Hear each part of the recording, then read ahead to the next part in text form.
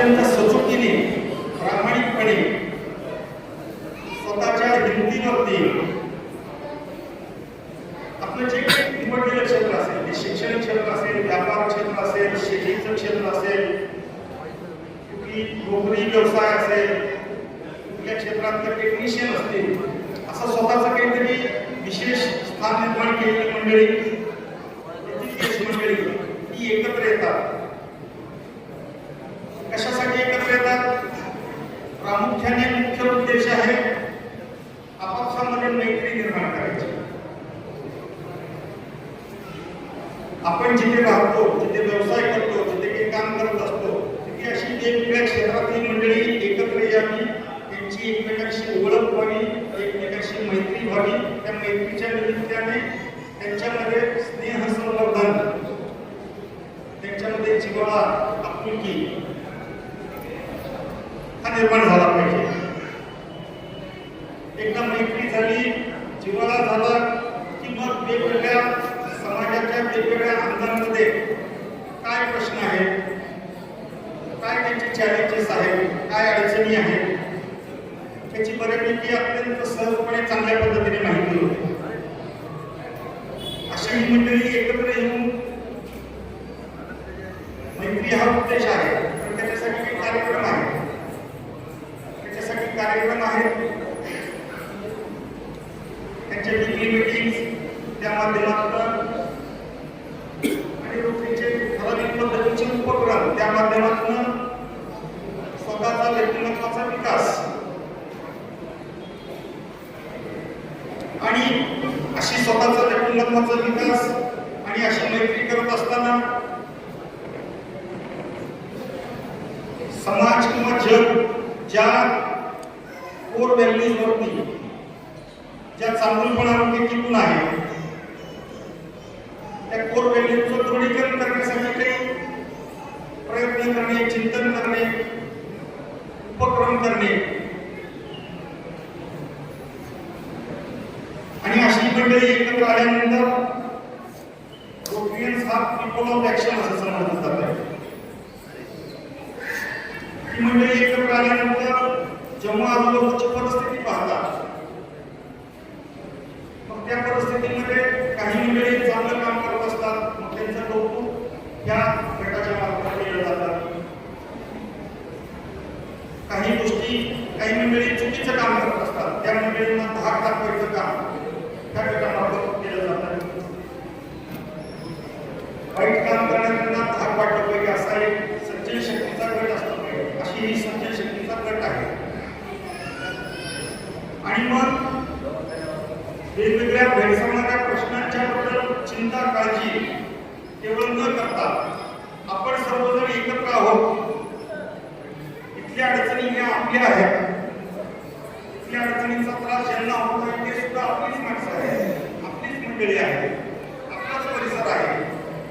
मग त्याच्यासाठी कृतीरूप उत्तर हे आपणच दिलं पाहिजे असं ज्यांना वाटतं, अशी मंडळी एकत्र येतात. आणि मग वेगवेगळ्या सेवा प्रकल्पांच्या माध्यमातून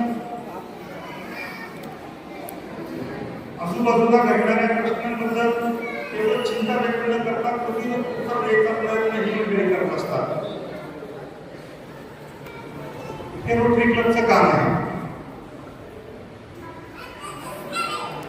आणि मग ही व्याप्ती आपली वाढत केवळ आपल्या शहरापुरती न राहता आपल्या जिल्ह्यात असावी, आपल्या जिल्ह्यापुरतं न असता आपल्या राज्यात असावी, केवळ राज्यापुरतं न असता संपूर्ण देशामध्येही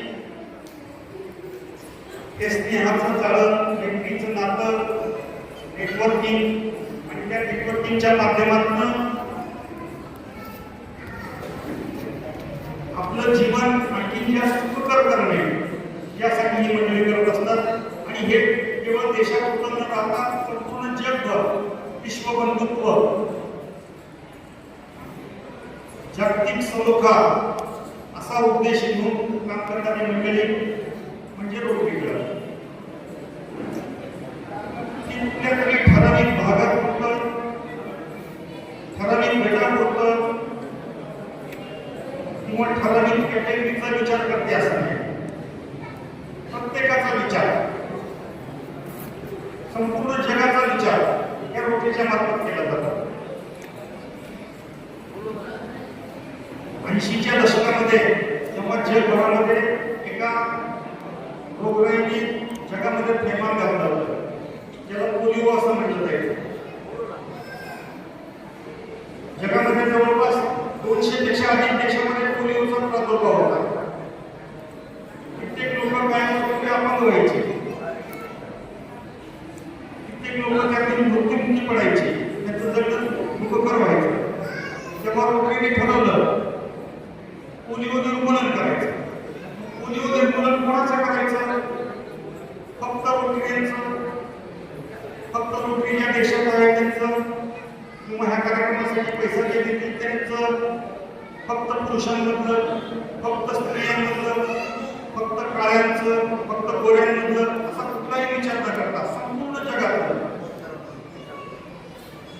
पोलिओचा नायनाट करायचं असं रोटरीने ठरवलं. आणि सातत्याने त्याच्यासाठी जे काही आवश्यक आहे संपूर्ण शक्ती, त्याच्यासाठी जे काही वेगवेगळ्या उपक्रम करावे लागतील, त्याच्यासाठी जे काही कष्ट घ्यावे लागले ते प्रत्येक कष्ट घेऊन वेळ प्रसंगी ही लस शोधून काढण्याची की सर्व जगातल्या मंडळींचा त्याचा उपयोग होईल. अशी एखादी रोगराई असते ती ठराविक कालावधीनंतर स्वतःचं स्वरूप बदलत असते. त्यावेळेला त्याच्यामध्ये नेहमी रिसर्च करणं आवश्यक असतं. रोटरीने अशा काही लॅब्स निर्माण केल्या आणि ते बदल अकोमोडेट करून त्याचा नायनाट केला. अशा पद्धतीने जग हळूहळू पोलिओ मुक्तीच्या उंबरठ्यावरती आलेलं आहे आणि संपूर्ण जग पोलिओ मुक्त करून जगातनं पोलिओ हद्दपार करायचं रोटरीने ठरवलेलं आहे. जोपर्यंत आता फक्त 2 देशांमध्ये तो रुग्ण उरलेला आहे, पोलिओचा लस उरलेला आहे. अगदी आकड्यामध्ये बघायचं असेल तर जगभरामध्ये आता फक्त 28 पेशंट मध्ये पोलिओची जंतू हा प्रादुर्भाव आहे.